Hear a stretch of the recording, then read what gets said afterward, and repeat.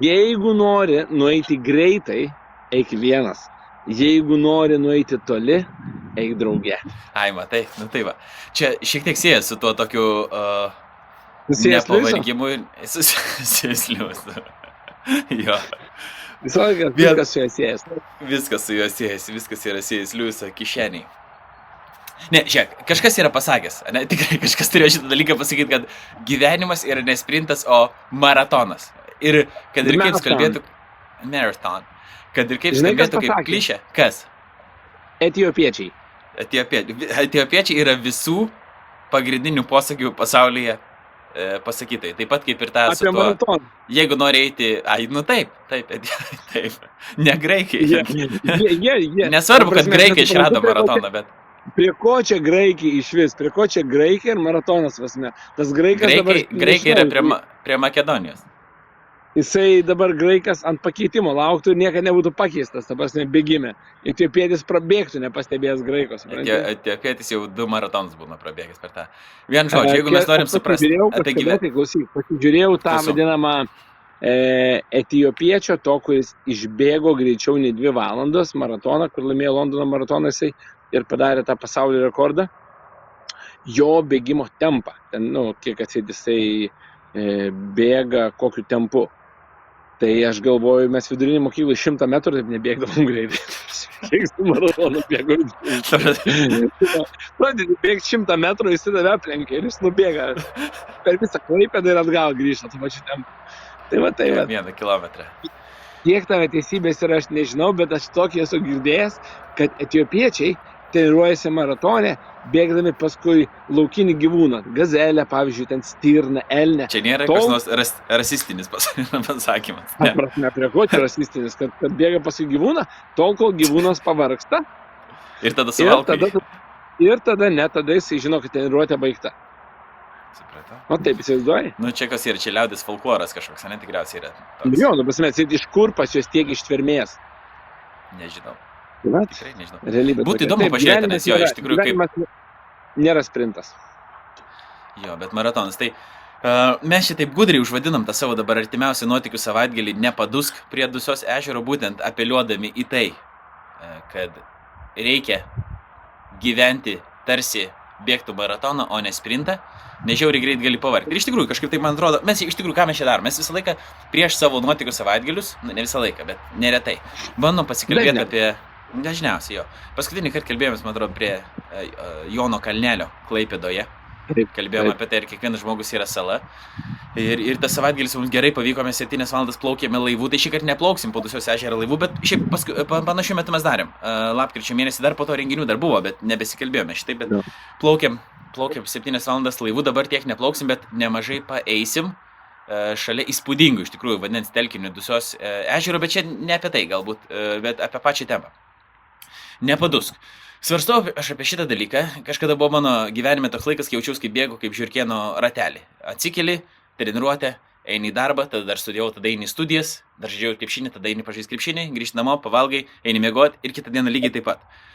Ir jauties taip, kad bėgi, sprintuoji likti link kažko, kol jau kažką toj pat pasieksi ir žiūri, kad kaip neateina, tas tavo tikslas taip jisai neateina.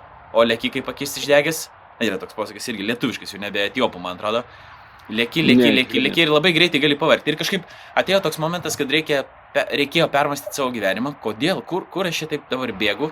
Vienas yra dalykas, aš tikriausiai nežinau, koks tas mano tikslas yra ir kokia yra prasmė to mano viso bėgimo, bet išlipti iš to žiurkėno ratelio ir tą gyvenimą kažkaip permastyti. Ir aš taip įtariu, kad neretas, ar tai IT specialistas būtų, ar tai bet kas kitas, kas žiūri, pavyzdžiui, šitą įrašą, arba jo net nežiūri, nes...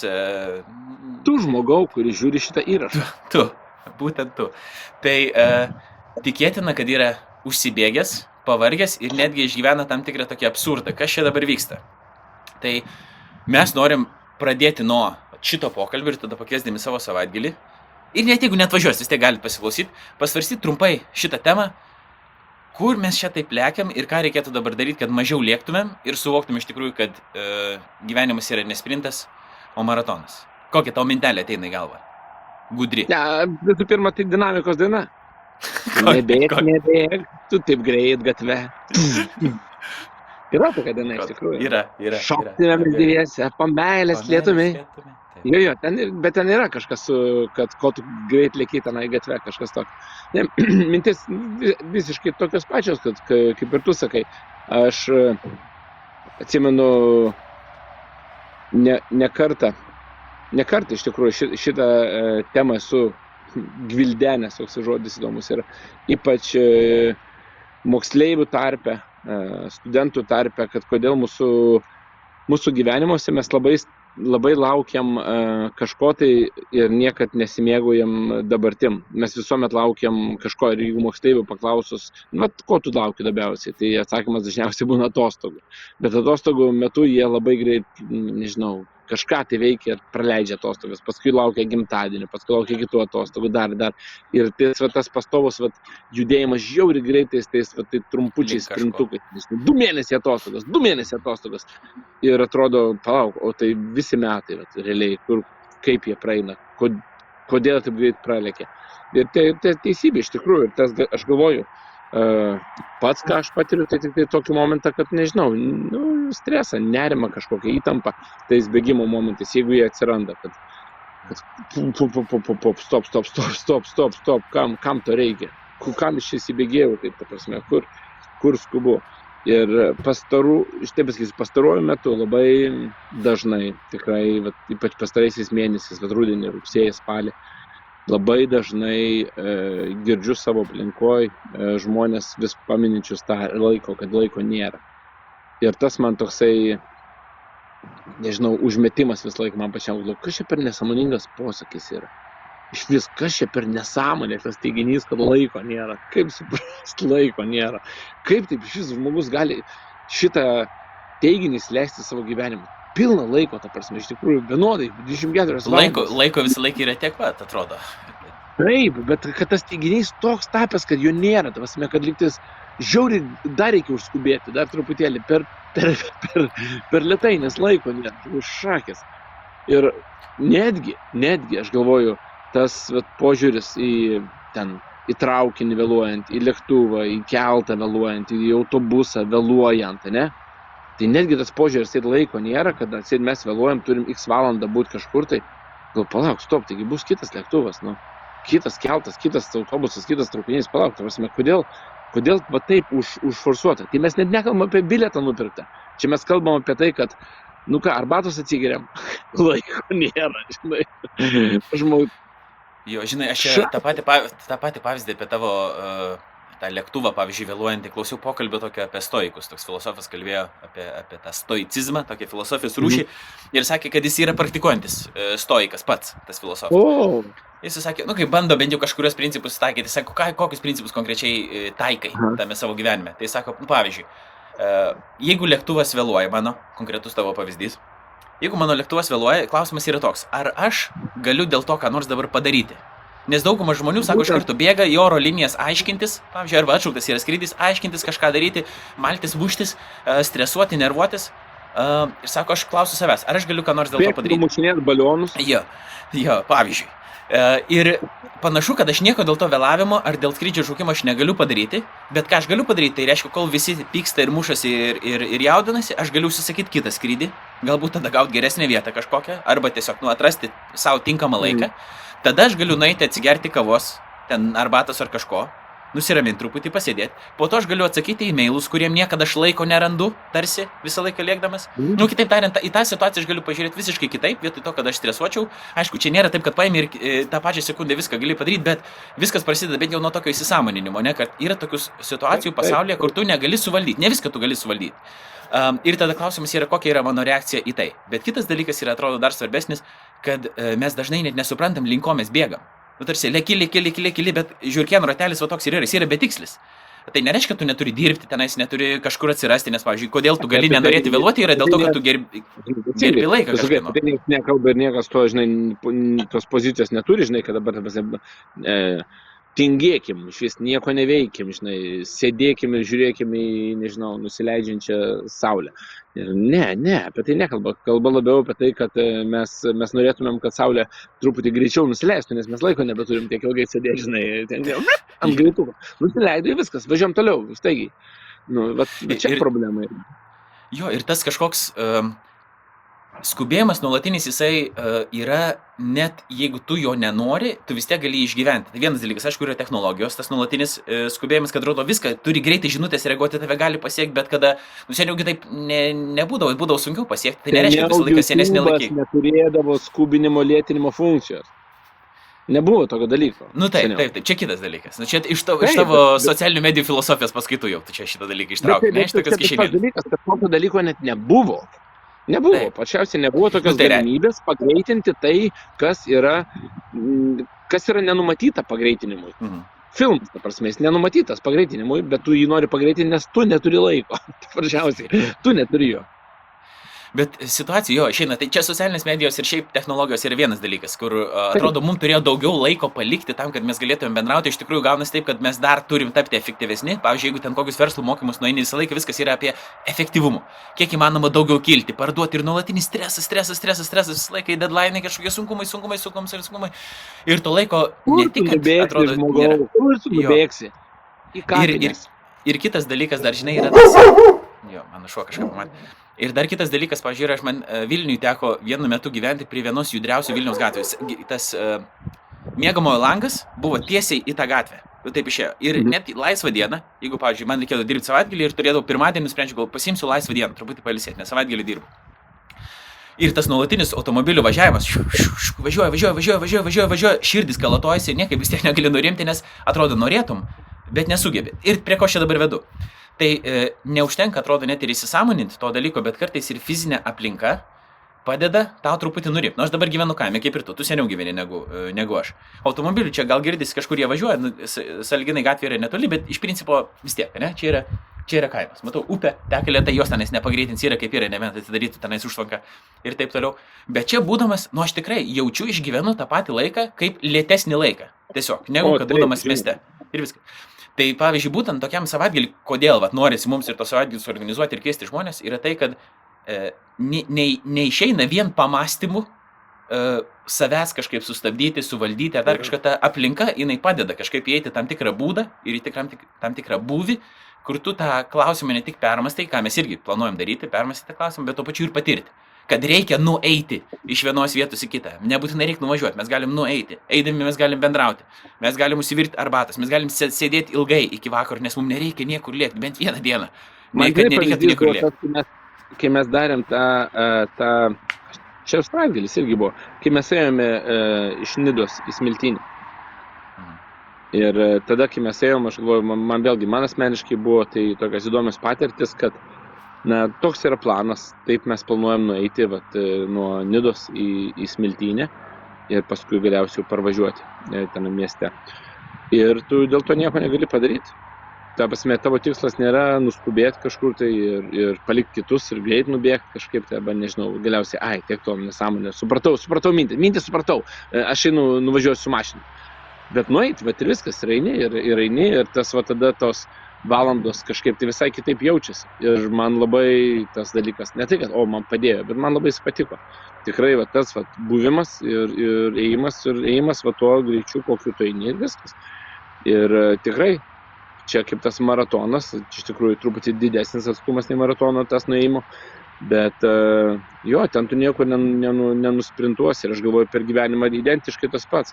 Asmeniškai aš susiduriu labai stipriai su būtent vaikų auginimo aplinka, kad kartais amžius ir elgesys tam tikro, tarkim, 2-mečio, 3-mečio, 5-mečio, 7-mečio, žinai, norėtųsi atrodo, kad jisai greičiau išaugtų, bet tada save turi stabdyti, kad ne, tas etapas turi būti ir jis turi būti pilnai išgyventas, 2-mečio ir 4-mečio.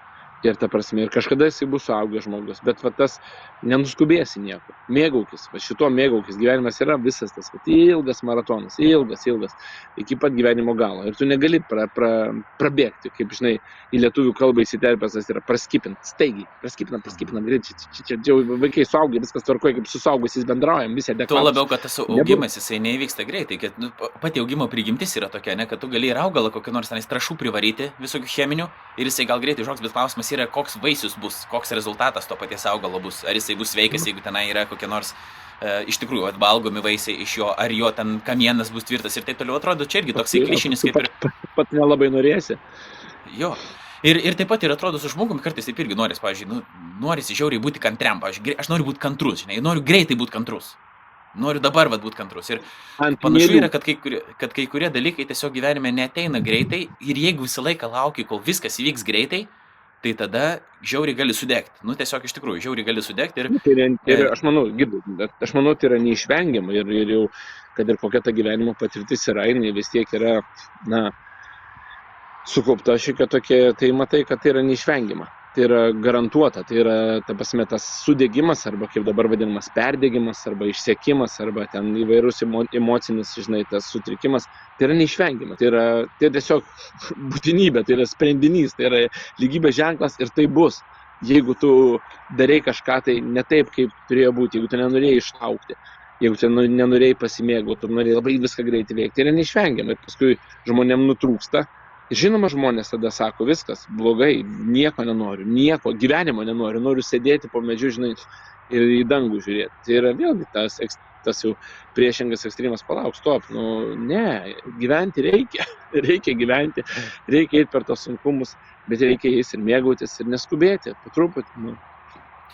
Ir viskas nuo to mąstymo kažkaip atrodo ir pradeda keistis, kai įsisąmonini, kad, nėra taip, kad dabar man visa aplinka padeda neskubėti ir nusiraminti. Kaip tik yra viskas atvirkščiai. Jeigu tu eisi pasroviui, tai tada tu lėksi ir pas nesuprasi kodėl.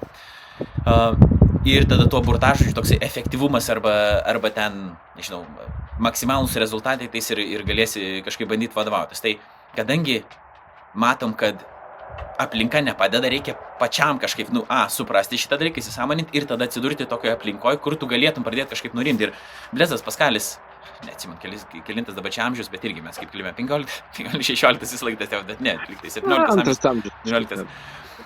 Blezas Paskalis, 19 amžius, kažkuris mąstytojas toksai. Iš tikrųjų, tai 19 amžius, bet tik to.